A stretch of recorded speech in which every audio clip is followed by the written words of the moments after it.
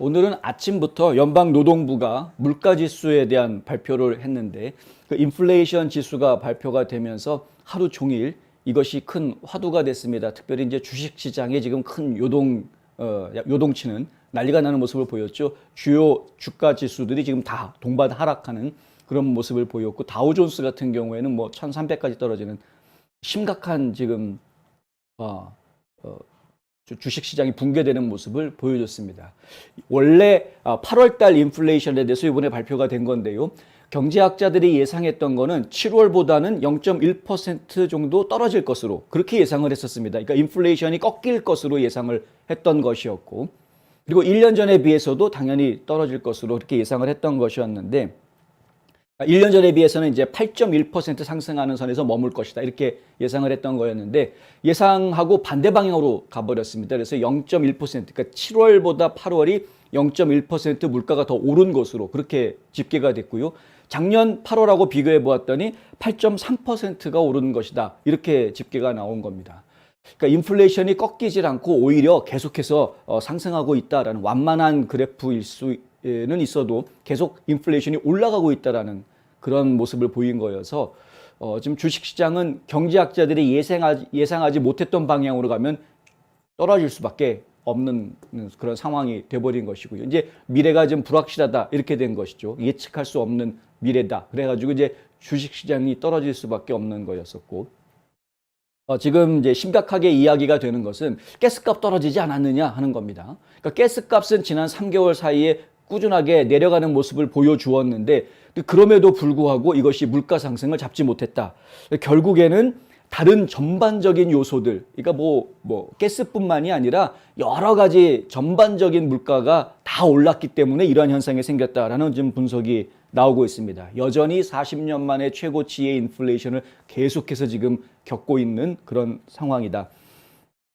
노동부가 7월 달에 물가 상승률을 보고했을 때에는 8.5% 상승을 이야기했었고요. 그리고 6월 달에 이야기할 땐 9.1% 상승을 이야기했었습니다. 그러니까 결국에는 6월 달에 전년 대비 9.1%, 그다음에 7월 달에는 전년 대비 8.5% 이렇게 얘기했으니까, 그리고 8월 달에는 전년 대비 8.3% 이렇게 생각을 하면은 지금 증가율이 떨어지는 것은 분명히 보입니다. 그래서 결국에는 지금 완만한 증가율만 놓고 이야기하면 완만하게 지금 곡선이 꺾이는 그런 모습을 보여주고 있는 것이고요. 지금 6월 달과 7월 달을 비교하면은 물가가 변동이 없는 것으로, 전체 평균 물가는 변동이 없는 것으로 그렇게 점검이 됐었고 7월하고 8월 같은 경우에는 내려갈 거라고 생각을 했는데 0.1% 올라가는 그런 상황을 보인 것이죠. 그러니까 지금 물가도 상당히 지금은 어느 정도 정체되어 있는 모습, 사실은 많이 올랐다라고 호들갑 떨 일은 아닌 것 같긴 합니다. 근데 주식시장이 지금 충격을 받았을 뿐이지 사실은 그냥 물가는 그대로 있는 것으로 지금 이제 이해할 수 있는 그런 상황이고요. 그래서 상당히 많은 경제학자들은 자신들의 예상이 틀렸음에도 불구하고 이번에 발표된 수치에 대해서 미래가 아직은 밝다라고 지금 설명들을 하는, 좀 낙관적이다라고 설명들을 하는 그런 해설들을 내놓고 있는 상태입니다.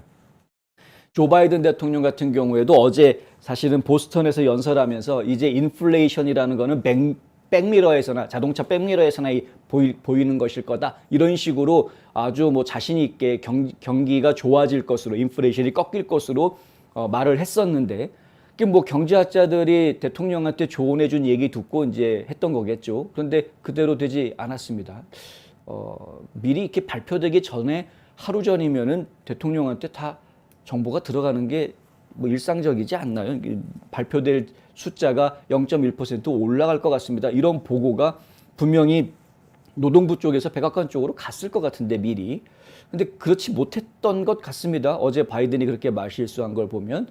그러니까 결국은 지금 연방정부 내에서도 지금 뭐 이 물가에 대해서 우왕좌왕하고 있는 그러한 모습들을 좀 보여준 것 아니냐. 이제 이런 이야기들이 나올 수밖에 없고요.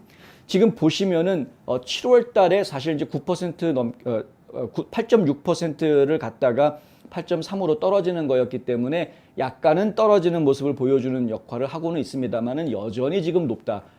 이때가 어느 때랑 비슷한 레벨이냐? 여기 가면 이제 80년대 초 80년대 초하고 지금 비슷한 레벨이다. 그래서 지금 40년 만에 물가 상승률을 이야기하고 있는 그런 것이고요. 중요한 부분이 있습니다. 핵심 물가 지수, Core CPI라고 해서요. 여기는 원래 이제 식품 가격이나 가스 가격 같은 경우는 자주 변하니까 이 자주 변하는 식품이나 가스 가격을 빼고 나머지 물가를 가지고 이야기하는 것이 핵심 물가 지수인데 이 핵심 물가 지수가 이렇게 흐릿하게 표시된 바로 이 선입니다. 일반적으로 가격 변동이 큰 것을 뺐기 때문에 가격 변동이 별로 많지 않은 겁니다. 그래서 보통 이렇게 요동치지 않습니다. 그래서 이게 짙은 선이 일반적인 물가 지수고요. 흐린 선이 핵심 물가 지수인데 짙은 선은 오르락 내리락하고 난리를 쳐도 이 핵심 물가 지수는 그 사이에서 완만하게 움직이는 모습을 보여줍니다. 이게 정상적인 모습입니다. 그런데 우리가 지금 오일 쇼크가 왔었던 70년대, 80년대 요때를 놓고 이야기하면 이 핵심 물가 지수와 전체 그 일반 물가 지수가 같이 요동치고 움직이는 모습을 볼 수가 있죠. 예, 이렇습니다. 이건 단순하게 변동성이 큰 식품이나 가스의 문제뿐만이 아니라 전체적으로 물가가 오르고 있다, 내린다, 뭐 이런 상황을 보여주는 것인데 지금 현재 그런 모습을 보여주고 있는 위험성을 지금 보여주고 있다는 겁니다. 이게 계속 이렇게 완만하게 움직이던 것이었는데 핵심 물가 지수가 지금 갑자기 동반 상승하고 있다. 그래서 저희가 지금 걱정하는 부분이 70년대나 80년대에 있었던 이런 대공황 침체, 오일 쇼크로 인한 경제 침체 이런 것들이 다시 재현되는 거 아니냐라고 이제 염려하는 사람들이 많을 수밖에 없는 것이고요. 거기에다 이제 어제 저희가 보도해드린 대로 제닛 옐런 재무장관이 올 연말쯤 되면은 다시 가스값이 오를 것 같다. 왜냐하면 유럽에서 전체적으로 러시아산 석유나 가스에 대해서 통제를 하게 될 거, 수입 금지 조치를 내릴 그런 상황이기 때문에 그렇다. 이렇게 이야기를 했는데 그것이 이제 뭐 전쟁을 압박하기 위해서 그렇게 한다고는 하지만 그 현실로 다가오게 되면 그러면은 상당히 심각한 말 그대로 오일 쇼크가 올 수도 있는 이런 상황이 되는 것이죠. 그러니까 이미 지금 조짐이 좋지가 않은데 거기에다가 유가가 급상승하는 오일 쇼크가 연말에 온다 그러면 정말 심각한 물가 상승을 저희가 고민해야 되는 그런 상황이 되는 것 아니냐 이렇게 이야기할 수가 있습니다. 식료품 가격 치솟았습니다. 여전히 빠르게 오르고 있고요. 8월 때 가격대는 7월의 식료품 가격에 비해서 0.7% 올랐다. 많이 오른 겁니다. 한 달 사이에 0.7%면 이게 지난 8월에 작년 8월에 비교하면 식품 값은 13.5%가 올랐다라고 하고요. 서비스 가격도 0.7% 올랐다. 서비스 가격도 작년과 비교하면 1년 사이에 6.8% 올랐다는 것이고 식료품과 에너지를 제외한 상품 가격 이것도 7월에 비해서 0.5%가 올라고 내구재 가격도 0.3에서 0.5% 가격이 올랐다. 조금씩 다 가격이 오르고 있는. 그러니까 아직은 물가가 잡혔다라고 이야기할 수가 없는 거죠. 계속해서 가격이 오르고 있는 것이기 때문에. 공공요금도 지금 계속 올라가고 있는데요. 이것도 지금 심각합니다. 그러니까 이제 유틸리티 가격이 계속 올라가고 있는 것. 전기요금은 1년 전에 비해서 1.5%, 천연가스 가스 값이죠. 이거는 3.5% 올랐다고 하고요. 이게 지금 상당히 심각한 상황이고 그리고 지금 또 임대료도 지금 상당히 많이 올라 있는 상황. 집값도 여전히 지금 뭐 떨어질 기미를 아직은 뚜렷하게 보이지 않고 있는 뭐 일부 거품이 끼었던 지역들은 지금 집값이 빠지는 모습을 보여주고 있다고 합니다만은 하지만 아직까지도 조지아주처럼 인구 유입이 계속 이루어지고 있고 수요가 아직 그렇게 크게 없어지지 않은 지역들 같은 경우에는 아직까지도 집값이 좀 여전히 좀 센 모습들을 좀 보여주는 것이 현실이고요. 이러한 그 경기 지표들이 발표가 되니까 당연히 연준에서 다음 주에 회의가 있습니다. 9월 21일 이틀 동안 FOMC 회의가 있는데 연준에서 회의를 할 때 결론적으로 0.75%포인트를 더 올릴 것이다. 기준금리를. 이런 이야기가 지금 기정사실화되어 갈 수밖에 없는. 이게 인플레이션이 잡혔다, 꺾였다라는 보고가 나왔더라면 0.75가 아니라 0.5만 올리자라는 얘기가 나올 수도 있었을 텐데 지금 인플레이션이 오히려 7월보다 8월이 더 올라갔다. 아직 인플레이션 못 잡았다. 이렇게 결론이 나오니까 결국은 연준도 그러면 자이언트 스텝 한 번 더 밟아야 되겠다. 이제 이렇게 되죠. 이미 2번 했는데 이제 세 번째 자이언트 스텝 연이어서 나오는, 역사에 이런 적이 거의 없었는데 약간 지금 이런 상황이 지금 되어 갔다. 제롬 파웰 연준 의장은 지난 8월 말에 금리 인상이 인플레이션을 낮추긴 하겠지만 가계와 기업에도 약간의 고통을 주게 될 것이다 라고 말한 바 있습니다. 결국은 금리가 올라가게 되고 인플레이션은 쉽게 잡히지 않는 모습을 보여주고 있고, 이렇게 되면 이제 고금리 시대로 들어갈 수밖에 없는 상황으로 저희가 가는 것으로 볼 수밖에 없는, 이렇게 되면 서민들, 특히 빈곤층, 물가가 많이 오르면 오를수록 특히 식료품 가격 같은 생활에 꼭 필요한 필수품들이 가격이 오르고 있다는 것은 서민들, 빈곤층들의 생활을 굉장히 힘들게 만들 수밖에, 타격을 주는 것이죠. 굉장히 큰 타격을 주는 것이죠. 뭐 여유 있는 분들이야 외식 한번 줄이자 하면 그만이겠지만, 이 여유 없이, 경제적인 여유가 없이 생활에 오던 사람들 입장에서는 정말 심각한 문제가 아닐 수가 없고요. 그리고 또 정부 입장에서도 이렇게 물가가 계속 오르게 되면 복지 혜택을 베푸는 데 있어서도 예산이 늘어날 수밖에 없습니다. 당연히 뭐 푸드 바우처라든가 뭐 푸드 스탬프라든가 이런 것들, 스낵 뭐 이런 거 있지 않습니까? 그런 것들 다 정부 지원금으로 처리가 되어져 오던 것들이고, 또 이제 각종 의료 보험이라든가 국민 의료 보험이라든가 이런 것들도 모든 비용들이 다 상승하게 되기 때문에 정부가 지출하는 지출 규모도 더 늘어날 수밖에 없고요. 그 얘기는 바꿔서 얘기하면 국민들이 내야 되는 세금 부담도 더 커질 수밖에 없다. 이렇게 되는 것이죠. 무디스 애널리틱스의 경제학자인 라이언 스위트는 가정당 추가되는 비용, 인플레이션 때문에 추가되는 비용이 작년하고 비교하면은 지금 매월 460불 정도 더 쓰고 있는 셈이다. 이런 계산을 또 해놓았습니다. 그러니까 작년 8월보다 올해 8월에 일반적으로 미국 전체 평균으로 한 가정당 460불씩은 더 쓴 거다. 뭐 이런 이야기. 뭐 장보러 다니시면 금방 아시겠지만 예전에 100불어치 샀을 때랑 지금 100불어치 살 때랑 이 장바구니 높이가 달라지는 이런 걸 우리가 실제로 피부로 느끼고 있지 않습니까? 인플레이션은 원래 작년 팬데믹이 끝나기 시작하는, 팬데믹으로부터 많은 사람들이 다시 일터로 복귀하는 그때부터 인플레이션이 갑자기 생겨나기 시작했습니다.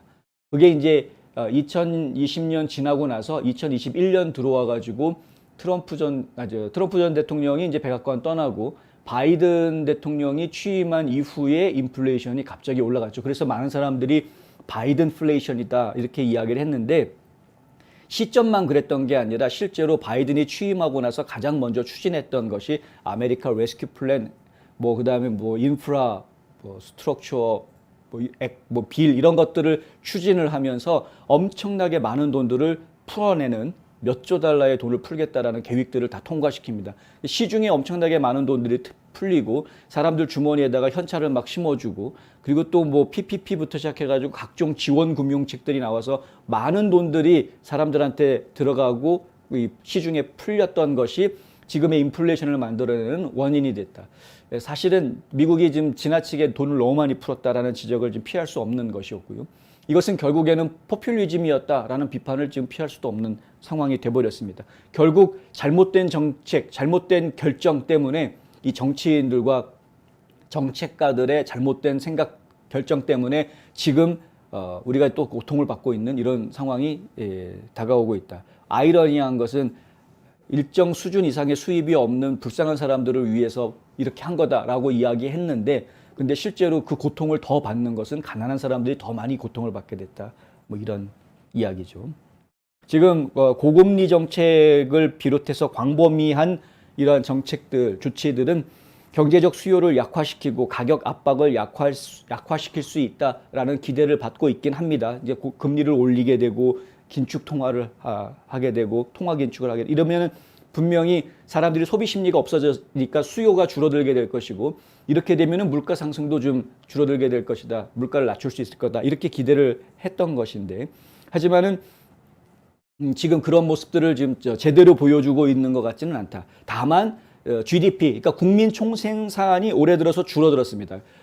2분기 연속 줄어든 모습을 저희가 보고 있죠. 그러니까 국민 총생산이 줄어든다라는 것은 우리가 생활에 필요한 서비스나 물건 같은 것들이 줄어들었다라는 이야기로 이해하실 수 있는데, 그만큼 이제 줄어들어도 살 수 있는, 다시 말해서 소비가 좀 줄어든 그런 상황, 이런 것들은 이제 확실히 정책의 영향을 받아서 일반 소비자들이 돈을 많이 쓰지 못하는 방향으로 움직여가고 있는 것은 분명하게 보이고 있는 그러한 것인데, 아직까지 물가에 영향을 주고 있지는 못한 그런 상황이라는 것이고요.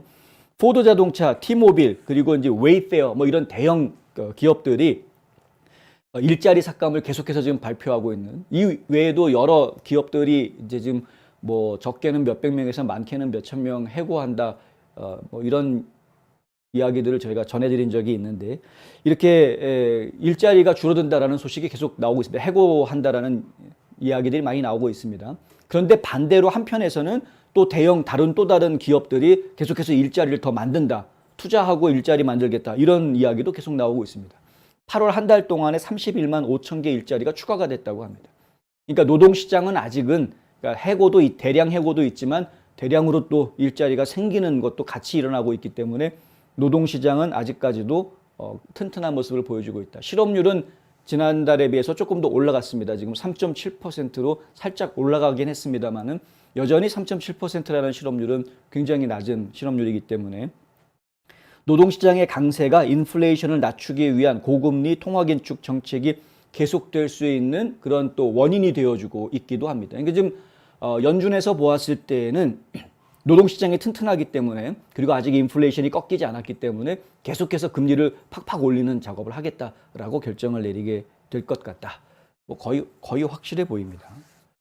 하여튼 어려운 시기를 저희가 살고 있고요. 진짜 심각하게 어려운 시기로 넘어갈 수 있는 시점에 있기 때문에 특별히 경제에 대한 지혜가 필요한 상황이라고 말씀드릴 수 있겠습니다.